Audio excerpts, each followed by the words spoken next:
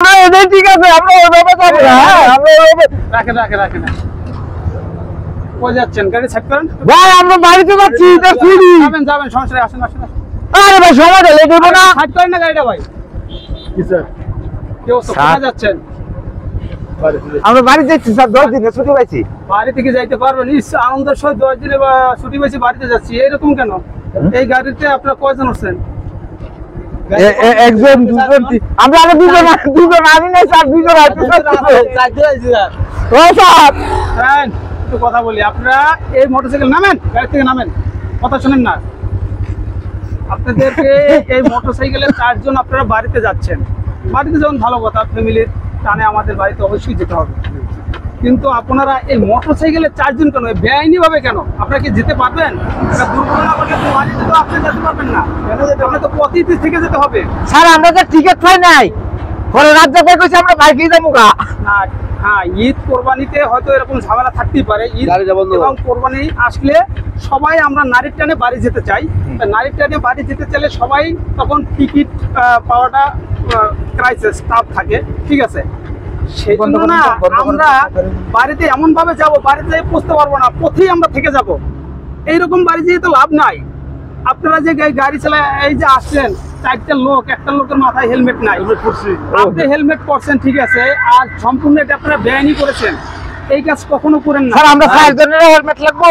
4 জনেরই helmet, আপনি 4 জন যেতে পারবেন না তো? আপনাকে কি বলছে 4 জন যাওয়ার জন্য? টিকিট নাই যে, সিট পাওয়া যায় না যে, বাড়ি তো যাইতে হবে স্যার। শুনেন, আমার পরিচয়টা দেই, আমি একজন অপারেটর ইন্সপেক্টর বিআরটিসি। আমি বিআরটিসি তে প্রশিক্ষণ দিয়ে থাকি। আপনাদের মতো এরকম অসচেতন ব্যক্তি যারা, আসসালামু আলাইকুম স্যার। স্যার চিনি না আপনারা? স্যার চিনি না। আপনাদের মতো যে অসচেতন ব্যক্তি যারা আছে তাদেরকে সাধারণত আমি জ্ঞান দিয়ে থাকি, কারণ এই সড়ক নিরাপদ রাখার দায়িত্ব আপনাদের আমাদের। আমরা যারা জনগণ আছি, যারা যাত্রী আছি, যারা পথচারী আছি, যারা চালক ভাইরা আছি, সকলের মিলিয়ে কিন্তু সড়কটাকে নিরাপদ রাখার দায়িত্ব। আমরা যদি এখন এইভাবে গাদাইয়া পোস্তা পাই না, এইভাবে নারীর টানে যদি বাড়ির উদ্দেশ্যে রওনা করি, এটা আমরা তো যেতে পারবো না, একটা দুর্ঘটনা ঘটে যাবে। এই জন্য অবশ্যই আপনারা 2 জন যেতে পারেন, 2 জন, এবং দোনোজনে হেলমেট ব্যবহার করবেন। হেলমেটটা কেন দিয়ে ব্যবহার করবেন জানেন? যদিও কোনো দুর্ঘটনা ঘটে, একটা মানুষের প্রধান অংশ হলো মাথা।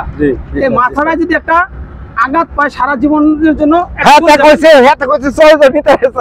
আমরা উঠে গেছি। তো কিছু জানে না দেখে বলছে যে 6 জন নিতে পারি।